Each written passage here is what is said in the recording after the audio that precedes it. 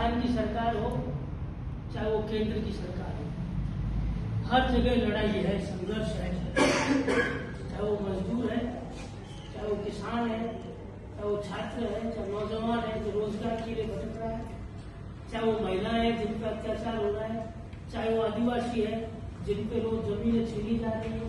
तो चारों तरफ से सरकार की नीतियों से हमला आम आदमी पे हो रहा है और हम सोचते हैं कि हमारी यूनियन में तो कुछ नहीं हो रहा है। ऐसे काम नहीं चलेगा। आज आपकी यूनियन पे नहीं हो रहा है, मेरी यूनियन पे हो रहा है, तो हम मिलके दोनों की लड़ाई को लड़ेंगे तब जीत पाएंगे।